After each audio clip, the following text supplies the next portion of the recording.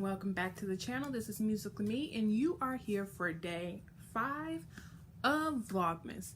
So today, to keep up with the theme of day 5, I want to bring you all some book recommendations, just some books that I've read this year. So if anybody who's watching this video knows me very well, you know that I love a book, a good book at that. Book number 1 that I would recommend is The Invisible Man by Ralph Ellison. So this is kind of like a classic in Black American literature.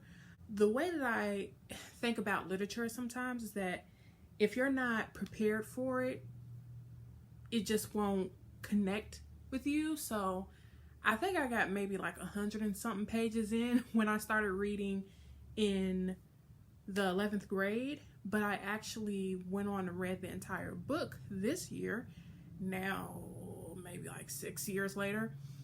Very great book. It's not really boring at all. If you think about the way that I picture the novel, is that it's in like four or five different sections. I know I put a lot of fingers up.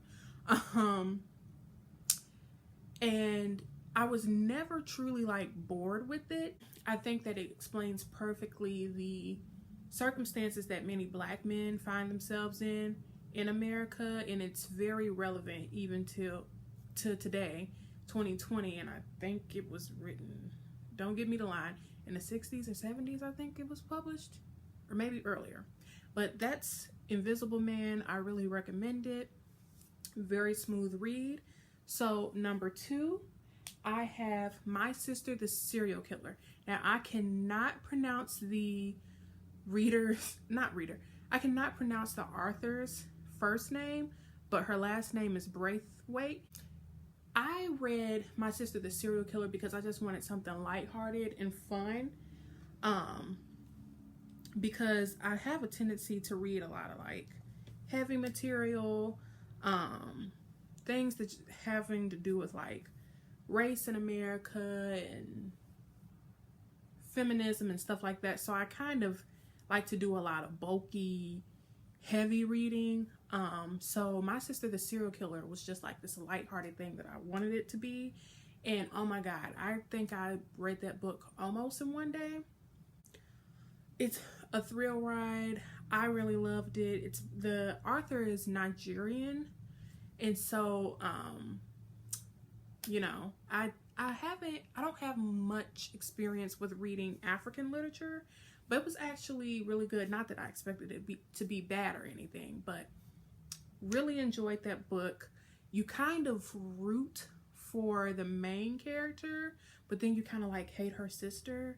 And the end is not really what I would have wanted it to be, but I think the author did an incredible job with that book, and I'm really looking forward to any other work that she publishes. So the third book is called Hood Feminism by Mikki Kendall. And so I had heard about the book and saw a lot of the Black women intellectuals that I follow online, such as the lady that runs for Harriet, Kimberly Foster. Yes, I think I saw it on her. I think she had mentioned it at one point. Very good book. Talks about how mainstream white feminism kind of cast aside the experiences and the issues that many women of color experience. She addresses things like food and eating disorders, and that's not something that's really addressed with Black women. You know, a lot of people love to tell Black women, oh, you're so fat, and we have all these statistics around health, like being prone to diabetes and high blood pressure, but we don't talk about eating disorders with Black girls. And so I thought that was a really interesting perspective, and so I would recommend Hood Feminism by Mikki Kendall. The fourth book that I want to talk about is The Blood of Emmett Till by Timothy B. Tyson. So I would really, like I said, I do have a tendency to read, you know, bulkier, kind of like more heavy material. But if you are interested in learning more about the details of Emmett Till's murder and also the trial of his murderers. Very, very interesting. The book kind of brings home the point that even when something horrendous has happened to Black Americans, and even thinking about like police brutality, the justice system will not work in your favor very often. And if you are familiar with the trial, you know that they were not persecuted for his murder.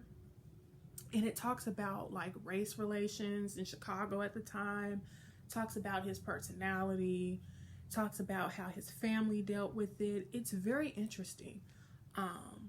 And an interesting fact about this case is that it was rumored that there were like two black men in the two black men in the truck that when Emmett Till's murderers, I can't think of their names right now, when they came and got him from his uncle's house, there were like, it's said that there were like two black men riding along with them to go to this shed or wherever, where they basically tortured him. And I just think that's really interesting. Like, why did y'all let this thing happen to this baby? Like, why didn't one of you sacrifice your lives for him? Or I'm not even sure that it would have worked, and they might have really just wanted to kill him, which they did. But very, very interesting book. And I think Timothy B. Tyson, I've actually read another book by him. It's called Blood Done Sign My Name. Also really, really good profiles. Well, it kind of goes into the details of a murder that happened in Timothy B. Tyson's hometown in North Carolina. So that's just an extra one. And so the last thing on my list is Going to Meet the Man by James Baldwin. James Baldwin is one of the greatest writers of our time. If you have never read anything by James Baldwin, please do yourself a favor and read James Baldwin. It doesn't matter where you start. My first book that I read by James Baldwin was Tell Me How Long the Train's Been Gone, I think. That's the title. And I just fell in love from then. But specifically, Going to Meet the Man is like a collection of short stories.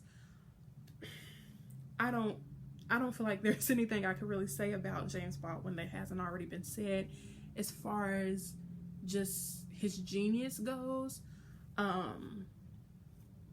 Amazing writer. James Baldwin was actually a gay man, and there's a story in there called The Outing, and it's basically,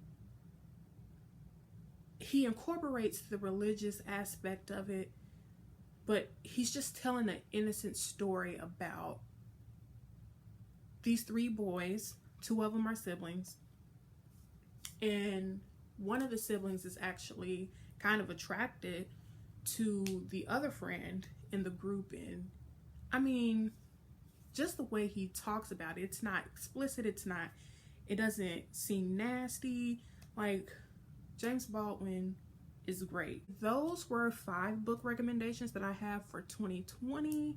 I love books. I love literature. I love learning things. I am also a writer. I'm not published or anything, but even if your art is not published doesn't mean you're not an artist. So I love reading great art because it inspires me. I don't swagger jack or anything like that. You know, writing is an exploratory type of thing.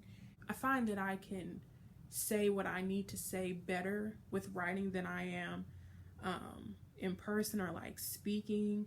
I think I just have too many thoughts and I'm shy and all of this and that.